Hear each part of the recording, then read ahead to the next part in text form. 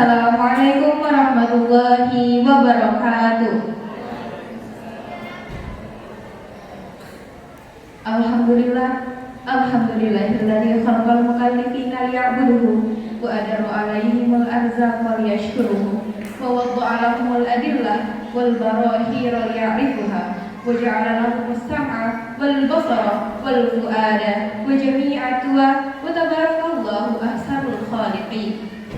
وأهزر بقدرته الخلوقات وزين السماء بالشمس والقمر والنور الكواكب أشهد أن لا إله إلا الله وحده لا شريك له ولا حول ولا قوة إلا بالله أما بعد. First of all, let's pray and thanks unto our God Allah Subhanahu wa Ta'ala, the Lord of the Lord, the King of the King, the Creator of everything. There is no doubting about His saying, who has given us some mercies and blessings, so we can attend and gather in this place with good condition and happy situation. ثانيا نصلي ونسلم على سيدنا وحبيبنا محمد صلى الله عليه وسلم وعلى آله وصحبه أجمعين. Baiklah, berdirinya kami di sini selaku pembawa acara pada hari ini. Kami akan membawakan susunan acara pada hari ini, yaitu yang pertama pembukaan oleh kami sendiri, yang kedua pembacaan Al-Quran oleh Ustadz Diori, yang ketiga tausiah oleh Kiai Haji Arianto Rosyad MPDI, yang keempat doa oleh Ustadz Muhammad Usman Al-Fadani, dan yang kelima penutup. Acara yang pertama, pembukaan. Marilah kita buka acara kita pada siang hari ini dengan membaca basmalah. Bismillahirrahmanirrahim. Baiklah, memasuki acara yang kedua, pembacaan Al-Quran oleh Al-Ustadz Diori. Kepada beliau waktu dan tempat dipersilahkan. Assalamualaikum warahmatullahi wabarakatuh.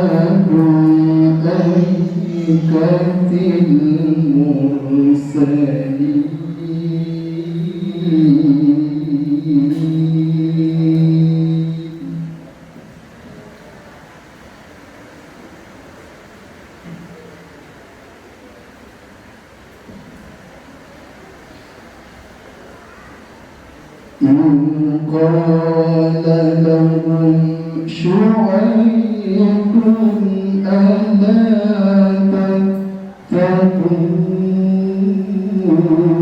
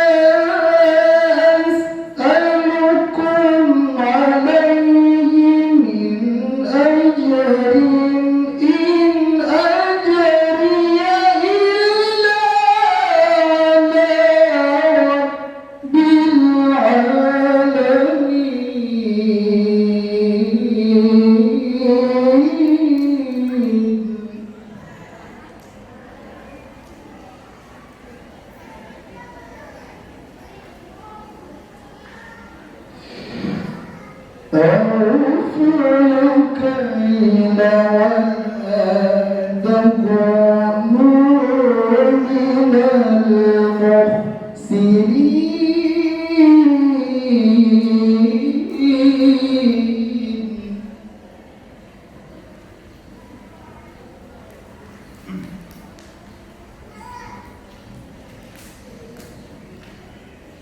وزنوا بالقسطاس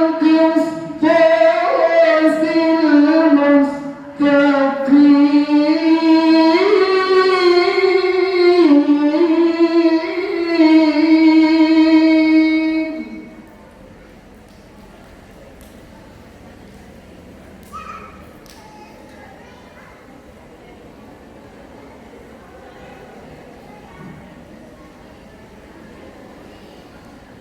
ولا تبخسوا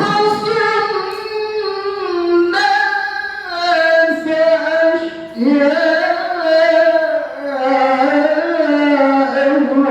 ولا تعثوا في الأرض مفسدين.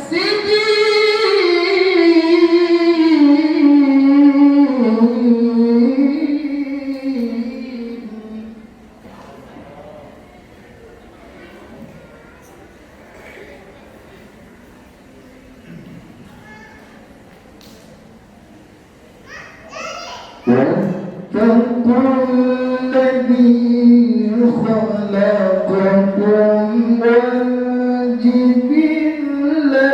الأولين.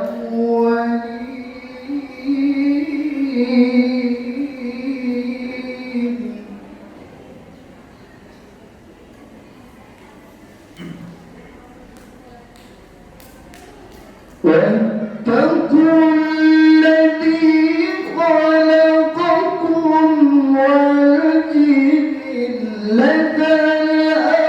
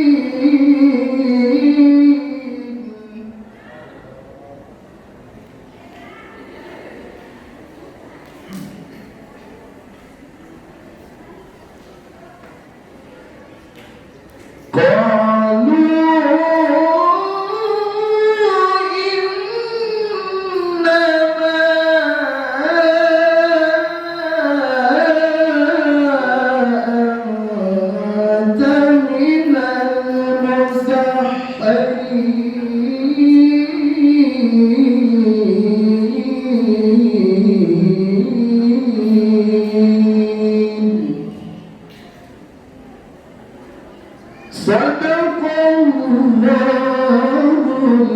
العظيم. السلام عليكم ورحمة الله وبركاته.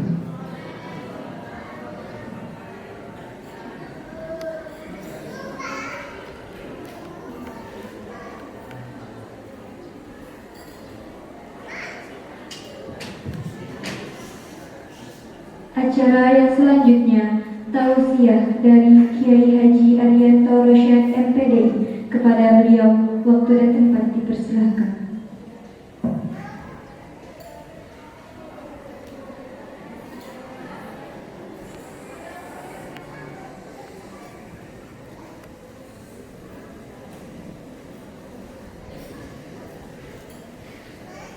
Bismillah. Bismillahirrahmanirrahim. Assalamualaikum warahmatullahi wabarakatuh. Alhamdulillah, Absayna wa amsaha mukulillah la hawla wa la quwwata illa billahi aliyyil azim.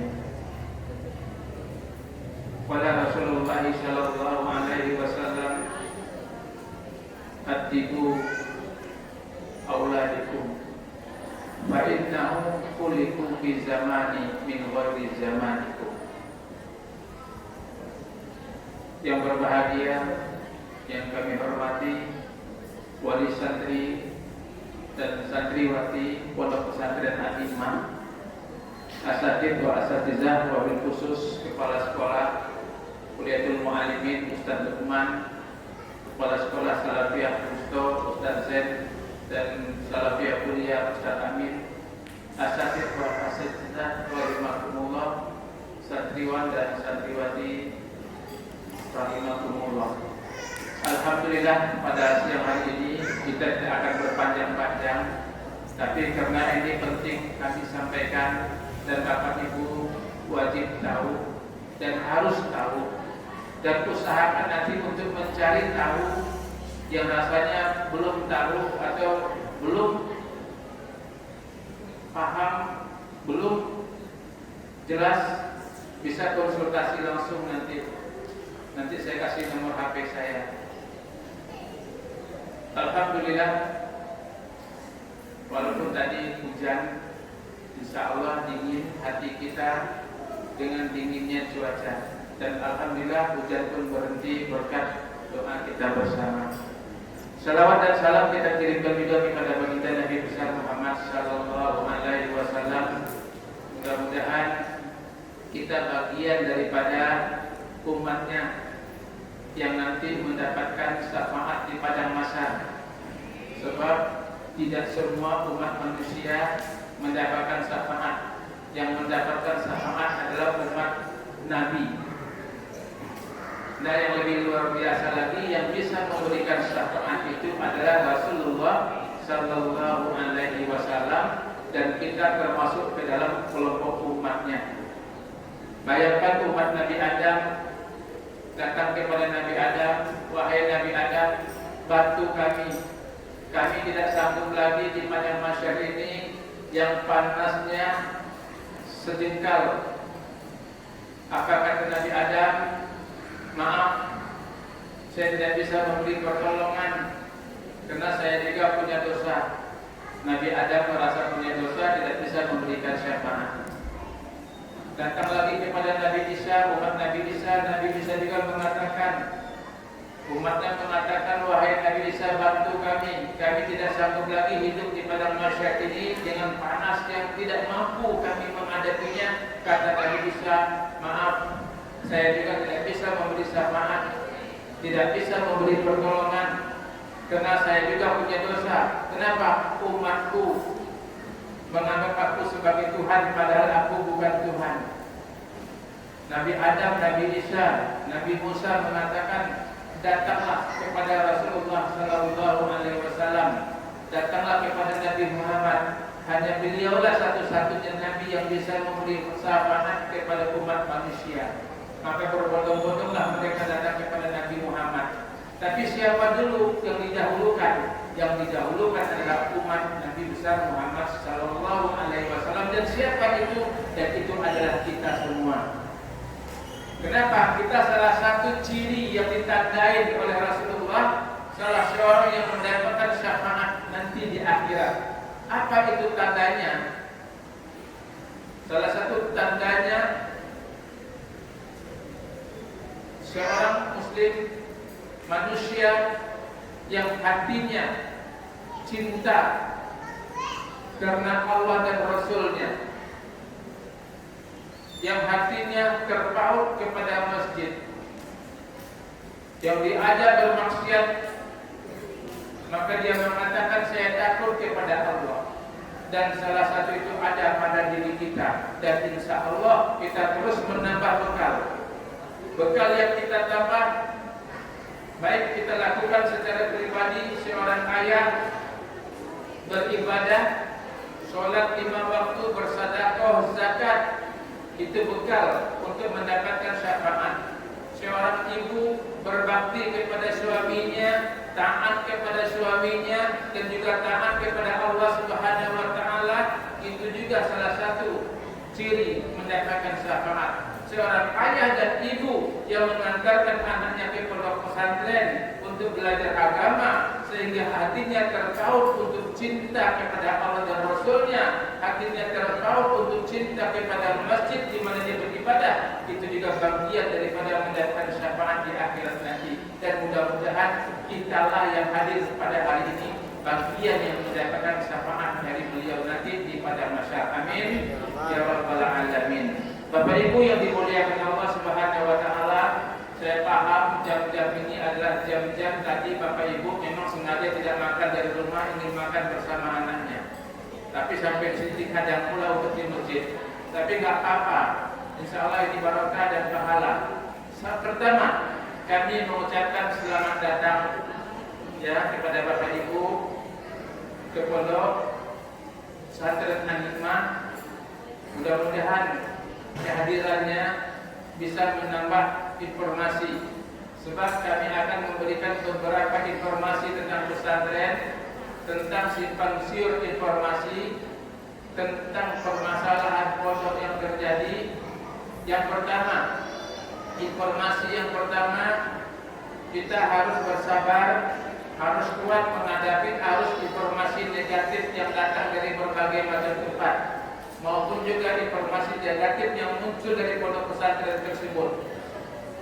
Setan selalu mencari celah, selalu mencari cara bagaimana lembaga pendidikan milik umat, milik kita selalu menjadi sasaran kesalahan, baik itu yang disengaja oleh pondok pesantren sendiri maupun tidak disengaja oleh pondok, ataupun informasi-informasi dari luar sana. Hendaknya kita bisa tabayun. Nah, yang pertama, dulu sering terjadinya kekerasan dengan alasan abang-abang kelas. Nah, setelah abang-abang kelasnya tidak lagi melakukan kekerasan dari kakak kelas. Nah, kakak kelasnya pun sudah tamat yang kelas 9 dari sesama kelas. Artinya, hidup dalam dunia asrama memang itu kami para ustaz harus jantungnya kuat-kuat. Jadi apabila ada informasi seperti ini, Bapak Ibu juga harus kuat jantungnya untuk bertanya kepada pihak pondok. Kemarin kakak kelas, sekarang sama kelas, sekarang dah satu kelas, satu kamar. Itu kenapa mereka hidup dari berbagai macam latar belakang yang berbeda, lalu berkumpul di sini. Satu anak aja di rumah terjadi masalah, jantung kita rasanya bagaimana, perasaan kita bagaimana, apalagi kami yang berhadapan dengan 500 santri setiap harinya. Jadi mudah-mudahan ke depan kami terus menekan untuk tidak lagi terjadinya kekerasan. Salah satunya usulan wali santri, adakanlah petugas yang jaga sepanjang malam. Kalau kemarin petugas menjaganya sampai jam 10 malam, hari ini terus menjaga sampai jam 1 malam. Ini bagian daripada usaha kami. Kenapa? Anak-anak ini melakukan kekerasan bukan di jam penjagaan kami. Jam 10 Ustaz turun dari kamar, jam 10 Ustaz turun dari kegiatan, jam 11 mereka melakukan tindakan-tindakan kekerasan sesama mereka dengan alasan tersinggung, diejek dan lain sebagainya. Nah, kita sama-sama menasihati anak kita juga. Di saat anak kita terjadi hal yang seperti itu, kita tanya. Kalau sama orang tua kita dulu selalu mengatakan, kenapa kamu dipukul? Begini-begini. Mungkin kamu juga salah. Mungkin kamu juga salah. Kalau kamu tidak salah, nggak mungkin kamu dipukul. Tapi kalau memang kamu tidak salah, kamu dipukul, ayo kita lapor sama ustaz. Nah, biasanya udah kayak gini apa kata anak? Nggak usah lama. Nggak apa-apa juga kok, paling bejel-bejel 3 hari sembuh. Tapi bagi mama kan tidak menerima. Nah, jadi hendaknya sebelum itu kita tanya, mungkin kamu juga salah, apa salah kamu? Mungkin kamu ngejek dan lain sebagainya. Jadi Bapak Ibu, kami terus berbenah dalam hal ini. Selanjutnya tentang sekitar isu pesantren. Memang hari ini hampir semua pondok pesantren menurun santrinya, baik yang ada di Batam, Kepulauan Riau maupun di luar Pulau Batam. Banyak isu-isu miring yang terjadi, pelecehan, ajaran sesat, pembulian, pemukulan, Kadang-kadang kita orang tua ini tidak adil. Kadang-kadang politik ini tidak adil. Masyarakat tidak adil dalam menghukum pondok pesantren. Satu kali anak berbuat salah, satu kali pondok tidak mampu menjaga, seolah selamanya itu kesalahan tertimpa. Seperti contoh, bertahun-tahun kita menggunakan ATB. Satu hari ATB mati, yang 1 tahun kita lupa kebaikan ATB. PLN berbulan-bulan bertahun-tahun hidup, kiranya 1 hari PLN mati, yang berbulan-bulan kita lupa kebaikan PLN. Tapi yang mati itu kita ingat. Bertahun-tahun pondok pesantren melakukan kebaikan, mendidik anak ibu, membimbing anak ibu, mengajarkan ilmu anak ibu. Tiba-tiba terjadi kesalahan pada mereka, pesantren yang jadi kesalahan semuanya. Dalam kesempatan ini kami mohon, mari sama-sama kita bimbing anak kita. Mari sama-sama kita bimbing anak kita. Kami membimbingnya di pondok pesantren, ibu membimbingnya di rumah. Mari sama-sama kita mendoakan anak kita. Anak-anak ibu mendoakan di pondok, sholat 5 waktu didoakan. Ibu juga mendoakan di rumah, bapak juga mendoakan di rumah. Kenapa? Ada hubungan batin. Seorang tua ingin anaknya baik, sebagaimana yang dia lihat di TV, anak soleh, anak taat, anak patuh. Anaknya disuruh berbuat baik, tapi orang tuanya tidak berbuat baik. Anaknya disuruh sholat 5 waktu, orang tuanya tidak sholat 5 waktu. Anaknya tahajud di pondok, orang tuanya tidak tahajud. Anaknya baca Quran, orang tuanya tidak baca Quran. Ini tidak akan ketemu. Tapi apabila orang tua dan anak saling mengisi, saling mendoakan, kami dari pihak pondok akan lebih mudah mengajarkan mereka ilmu. Dan insya Allah dari beberapa minggu yang lalu kita sudah melakukan perubahan di pondok pesantren. Tinggal bapak ibu aja tanya sama anak-anaknya nanti apa saja perubahan yang terjadi. Kemudian bapak ibu yang dimuliakan Allah Subhanahu Wa Taala, anak ibu besok akan ujian kenaikan kelas, ujian lisan juga ujian tulis. Beri dia doa, restui dia. Dan mungkin dia juga nanti akan meminta maaf kepada bapak, kepada ibu selama ini mungkin bikin salah, bikin kesal, sehingga kemampuan otaknya lemah dalam belajar. Ridhoi dia, ikhlaskan apa yang bapak beri, ridhoi dia, halalkan apa yang sudah dia makan. Begitu juga halalkan apa yang kita cari. Sebab makanan halal mempengaruhi kehidupan kita dalam hidup ini. Jadi sama-sama saling mengisi. Kami juga begitu, halalkan apa yang kami makan dari apa yang bapak ibu beri. Ikhlaskan. Jangan sampai terjadi seperti orang tua kemarin yang sudah tamat, bukan yang sekarang ya. Kami sudah mengeluarkan biaya, kami sudah mengeluarkan uang 900.000 setiap bulan kami beri. Kami sudah mengeluarkan biaya masuk, tapi kenyataannya anak kami seperti ini juga.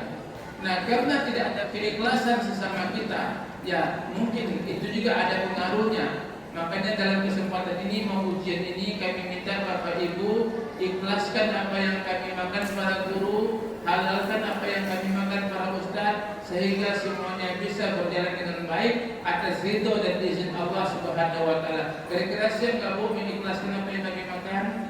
Sebab kami makan ini dari uang ibu, yang kami makan dari uang bapak, yang 900.000 itu kami bagi-bagi. Ada bagi untuk bayar listrik, ada bagi untuk bayar air, ada bagi untuk makan anak ibu, ada bagi untuk gaji karyawan. Yang 900 itu Bu, coba kita bagi 900.000 bagi 30 hari. Tapi keikhlasan itulah yang penting, karena ikhlas itu akan memudahkan semua urusan kita. Kemudian Bapak Ibu yang dimuliakan Allah Subhanahu Wa Taala, insya Allah tahun ajaran depan anak-anak semuanya akan kelasnya yang di Wusto, yang di SMP itu akan kembali ke dalam pondok semua. Sebab di luar sudah tidak kondusif lagi Bu, sudah ada karaoke, PT Pulau Bulan sudah lewat depan sini. Pulau Bulan tahu Pak? Nah itu ribuan karyawan lewat sini. Jalan dah rame. Kemudian ada juga bapak ibu jam sekolah datang mengunjungi anaknya. Lalu yang tidak datang mengunjungi anaknya, kok itu diizinkan, kami tidak. Kira-kira ibu yang lihat anaknya jam sekolah diizinkan pondok atau datang tanpa izin Bu? Jujur nih. Nah, tanpa izin Pak ya, bukan kami izinkan. Nah itu untuk menghindari ini akan kembalikan ke dalam semua, karena tahun ini memang jumlah santri sangat menurun, sehingga ada kelas-kelas yang kosong, asrama-asrama yang kosong, sehingga kami bisa lebih kondusif lagi mengajarkan anak-anak ibu ilmu, tidak pengaruh dengan suasana lingkungan di luar sana. Nah kemudian informasi yang sangat penting Bapak Ibu yang anaknya kelas 7 naik kelas 8, anaknya kelas 8 naik kelas 9 KMI atau SMP, USTO tidak. Peraturan Menteri Pendidikan Nading ya, bahwasanya dengan sekolah merdeka, seharusnya sekolah merdeka ini kita merdeka menentukan jam belajar apa yang dipelajari, tapi dengan adanya sekolah penggerak dan merdeka ini, pelajaran pondok tidak bisa lagi diajarkan di SMP. Karena belajarnya dari jam 7.30 sampai jam 14.30 semuanya pelajaran umum. Sedangkan Bapak Ibu mengantarkan anak di sini karena ada pondok pesantren supaya dia belajar agama dengan baik, bisa lebih ilmu agamanya daripada kami. Tapi karena tidak ada lagi pelajaran agama pondok, kalau agama ada, agama Islam, tapi pelajaran pondok tidak ada lagi waktu untuk kami bisa masuk ke sana, sehingga kami mengambil keputusan kami kembali ke pangkal jalan KMI seperti anima pertama kali. Nah bagaimana dengan anak bapak, anak ibu? Sebenarnya di sana kita dikasih waktu juga 4 jam dalam 1 minggu teman-teman ya. 4 jam dalam 1 minggu itu berapa kelas? Tidak mungkin lagi kami bisa mengajarkan materi pondok yang penuh.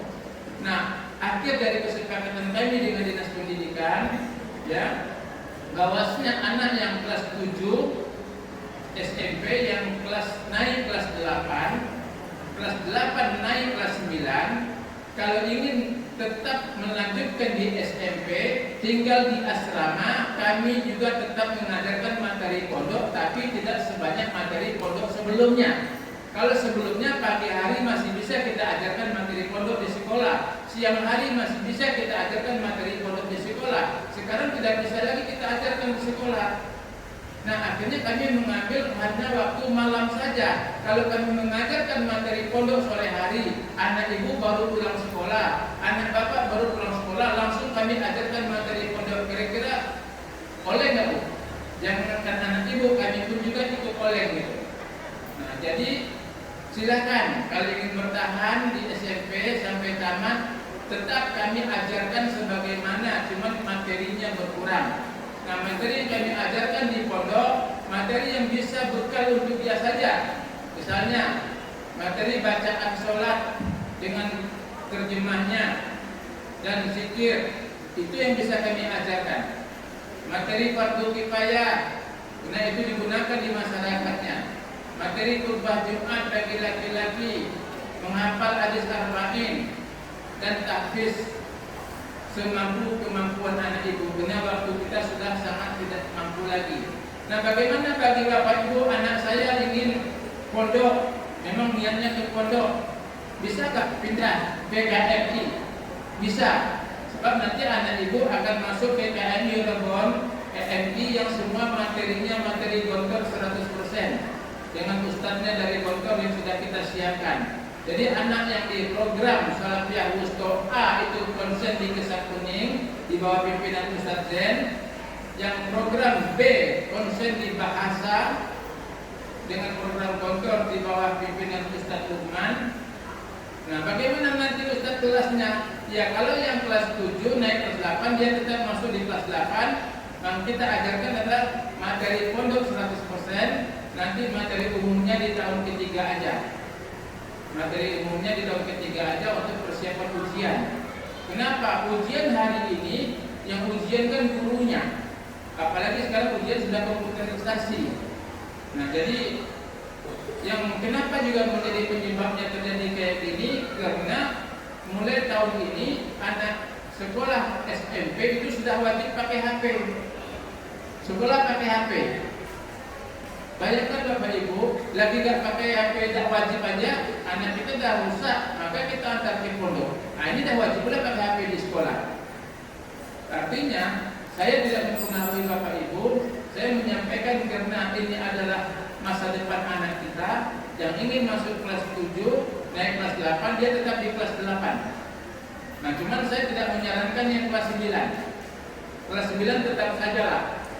Kenapa? Dia akan masuk ujian nasional dan namanya sudah terdaftar sebagai peserta ujian. Nah, jadi nanti ke depan bagaimana Ustadz? Kalau memang anak ibu ingin tetap juga di pondok, ya silakan nanti masuk di aliyah atau di kuliah. Nah, kuliah ini fokus kepada hafiz 30 juz atau di aliyah. Insya Allah kami dari pihak pondok akan terus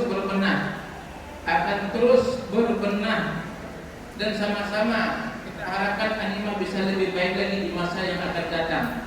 Nah, kemudian Bapak Ibu yang dimuliakan Allah, karena waktu kita terbatas, kami akan memberikan langsung insya Allah mulai tahun ini saya akan turun kembali seperti dulu-dulu. Jadi Bapak Ibu bisa komunikasi langsung dengan saya. Apapun yang terjadi, apapun hal yang terjadi di pondok, tapi minta saya sebelum Bapak telepon saya, Bapak WA dulu saya. Karena saya kadang ketua handphone tanpa nama itu kadang-kadang LSM yang banyak. LSM yang banyak, minta bantuan yang banyak. Padahal hari ini anima masih butuh bantuan. Nah, ini atap Masjid Putra ada bocor. Kalau sholat banjir itu. Nah, kalau Bapak ada rezeki, berilah kepada masjid itu. Nah, jadi Bapak WA dulu, Ustaz, saya orang tuanya Ali, kelas 78, nggak paham maksudnya perubahan dari Menteri Pendidikan itu. Nah, nanti saya jelaskan. Nah, kalau Bapak telepon langsung, saya tidak angkat, ada nama, jangan marah, karena banyak sekali telepon yang memanggil tanpa nama yang ujung-ujungnya yaitu tadi banyak keluhan-keluhan yang di luar sana. Istri mau melahirkan, mama sakit, kami butuh dana, minta bantuan. Padahal kami juga membutuhkan yang demikian. Jadi Bapak Ibu yang dimuliakan Allah Subhanahu wa Ta'ala, nomor HP saya kalau belum simpan silakan simpan 0812. Ya Bu, kita akan berbenah sama-sama. 70 41 780. Saya ulangi 0812 70 41 780. Nah, selain dengan saya komunikasi boleh juga dengan Ustadz Lukman maupun Ustadz Zen ataupun Ustadz Usman dan Ustadz Hasbi. Saya ulangi lagi 0812 70 41 780. Nah, insya Allah nanti kita akan terus berkomunikasi. Yang penting minta saya WA dulu, jangan langsung telepon, sehingga saya bisa menjawab ini wali santri atau bukan. Baik, itu saja yang dapat saya sampaikan karena waktu kita sangat sempit. Sekali lagi saya mohon maaf yang sebesar-besarnya. Mari sama-sama kita benahi pondok pesantren. Kami membenahi, Bapak Ibu juga bantu benahi dengan apa? Dengan saran, dengan usul, dengan ide, dan dengan bantuan. Ustaz, ini mau kurban, kami mau kurban kambing, kami kurban sapi. Insya Allah sampai hari ini belum ada satu ekor kambing pun. Jadi kalau Bapak ingin berkorban, ayolah sama-sama kita korban. Kami mau beli atap, satu kodi. Kami mau bantu belikan semen, insya Allah kami terima. Pondok pesantren kita bangun bersama, kita besarkan bersama. Insya Allah, lebih dari kurang mohon maaf. Assalamualaikum warahmatullahi wabarakatuh.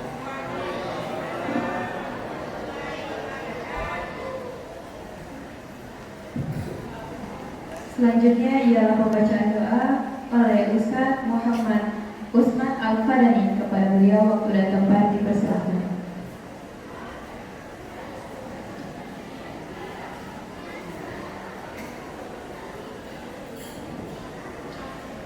Assalamualaikum warahmatullahi wabarakatuh.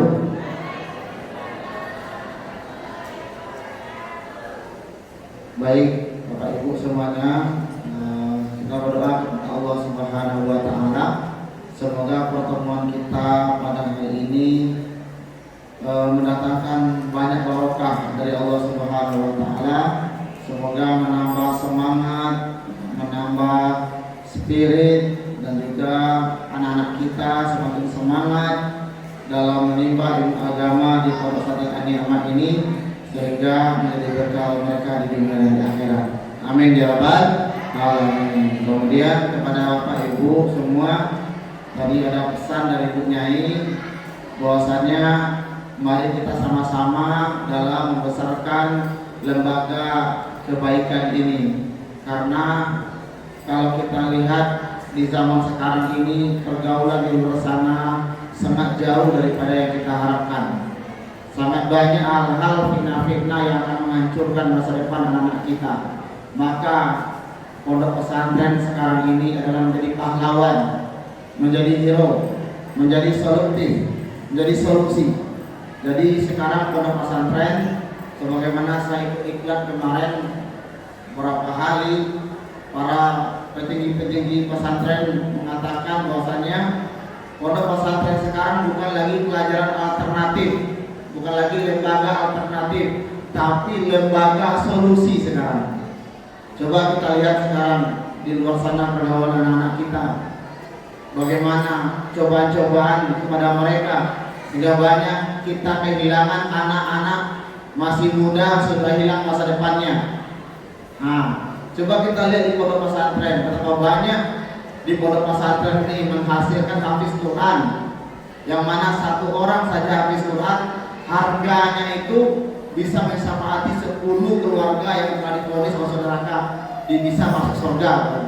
Itu harganya. Apalagi dia jadi seorang ulama, bisa mensyafa'ati ribuan orang sesuai ketakwaannya, sehingga pahala-pahala dia mengalir kepada kita. Betapa banyak orang-orang alim yang keluar dari pesantren. Nah, tetapi untuk menjadi orang alim ya Pak Ibu, karena ulama itu adalah pangkatnya di bawah Nabi sekarang. Karena nggak ada Nabi lagi, maka al ulama warasatul anbiya.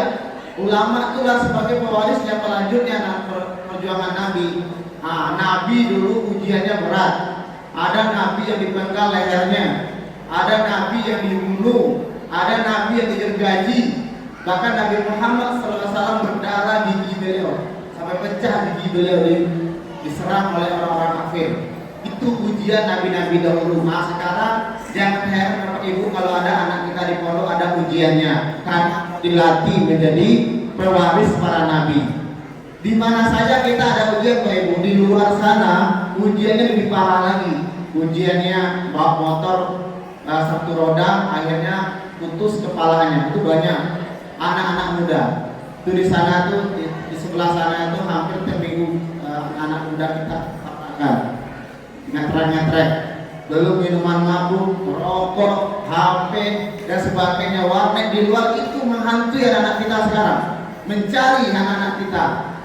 Maka di pondok juga ada ujiannya, mungkin ujiannya enggak betah, mungkin ujiannya gesekan sama temannya, mungkin ujiannya bajunya tercecer. Itu ujian kecil untuk para pejuang-pejuang Allah. Maka itu kepada Bapak Ibu semuanya, kami berbicara bukan secara ilmu, tapi secara pengalaman. Ini kalau bisa jangan Bapak Ibu ikut pula melemahkan mereka. Kalau mereka bercerita di rumah tentang keluh kesahnya di pondok pesantren, dengarkan saja sambil zikir. Habis itu, inilah ujian nak, kamu akan menjadi orang besar, kamu akan menjadi orang hebat. Maka tidak ada orang hebat tanpa ujian yang hebat juga. Para nabi itu orang mulia, maka ujiannya juga hebat-hebat. Begitu juga kalau kita mau jadi ulama, mau dikader jadi hafiz Quran, jadi pejuang-pejuang di parlemen, di politik, di negara, di ekonomi, maka pasti ada ujiannya. Maka itu kepada Bapak Ibu semuanya, mari kita sama-sama kerjasama.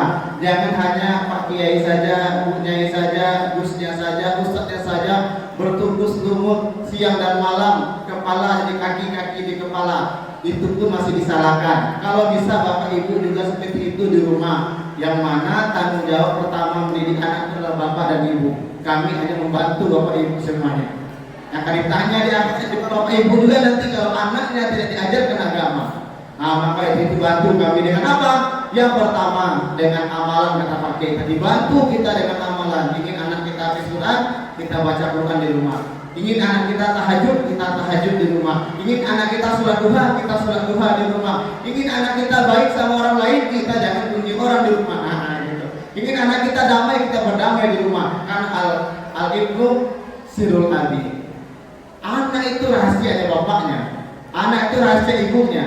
Nah, kalau anak kita nakal, jangan terus pertama disalahkan kiainya. Coba lihat apa amalan kita di rumah. Amalan itulah yang ditransfer kepada anak kita sehingga sulit dia belajar di pondok. Banyak orang-orang hebat anak-anaknya ternyata ibunya ada tirakat, bapaknya ada tirakat, ada puasa Senin Kamis, ada puasa Daud, ada yang tahajudnya banyak panjang, ada berderma banyak-banyak. Akhirnya anaknya jadi ulama. Itu semuanya ya. Ini sedikit cuplikan tentang perjuangan. Maka itu semuanya. Mari kita sama-sama untuk menegakkan lembaga pendidikan Islam sehingga kedepannya Indonesia ini dipimpin dan juga kedepannya Indonesia ini dihandle oleh ulama-ulama, oleh orang-orang yang paham dengan agama. Itu Bapak Ibu semuanya, nanti ada brosur mungkin disediakan oleh panitia tentang pemberitahuan tentang pendaftaran pesantren Al-Hikmah. Kami mohon sudilah Bapak Ibu membawa satu atau dua, nanti sampaikan kepada tetangga-tetangganya. Mungkin ada yang belum kenal dengan pondok pesantren Al-Hikmah. Kalau ingin bertanya, tanya sama anaknya bagaimana program. Pak Kiai jam 3 sudah menerjemah Al-Quran pada anak-anak Bapak Ibu semuanya. Mungkin Bapak Ibu belum bangun kan? Nah, bahkan anak putra itu istri setiap malam itu iktikaf ganti-ganti ibu. Jam 2 sudah bangun mereka apa? Salat tahajud 8 rakaat, tambah istighosa, doa kepada Allah, mendoakan orang tuanya. Mungkin Bapak Ibu belum bangun juga ya kan? Anak-anak kita sudah bangun. Maka lihat kebaikannya, jangan lihat keburukannya. Setiap perkara pasti ada kelemahannya. Maka itu tolong Bapak Ibu ya, sampaikan kepada mereka, kepada teman-teman dan juga kepada teman-teman anak-anak kita. Silakan survei ke sini. Kalau cocok, Bismillah belajar. Kalau tidak ya nggak masalah. Mungkin ada pondok-pondok lebih hebat lagi daripada Al-Hikmah. Yang penting pikir kita adalah bagaimana anak-anak kita sekarang belajar di sekolah Islam, terutama pada pesantren, agar terjaga pergaulan mereka. Semuanya insyaallah minta tolong Ibu ya. Nah, baru kita berdoa. Semoga Allah ridho pertemuan kita. Alhamdulillah. Al-Fatihah.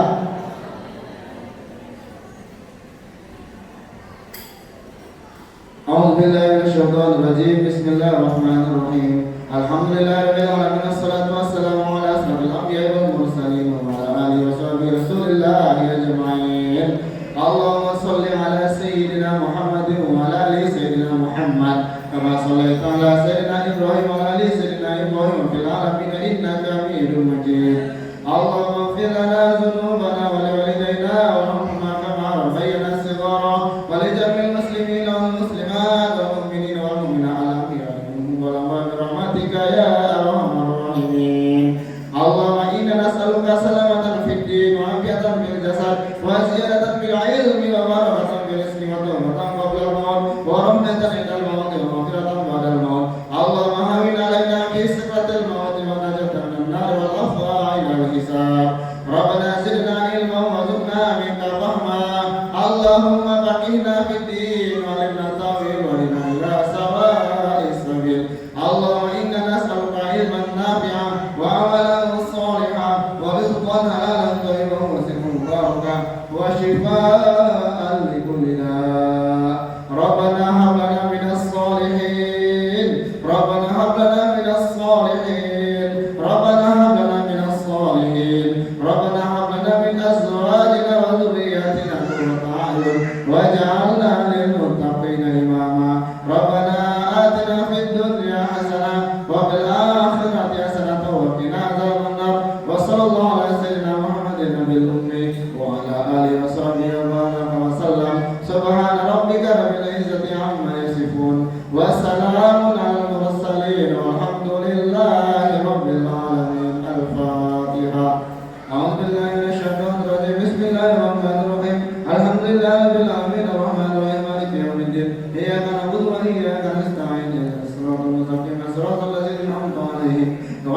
المغضوب عليهم ولا الضالين آمين تقبل الله منكم منا ومنكم تقبل يا كريم. Lebih kurang minta maaf. Assalamualaikum warahmatullahi wabarakatuh.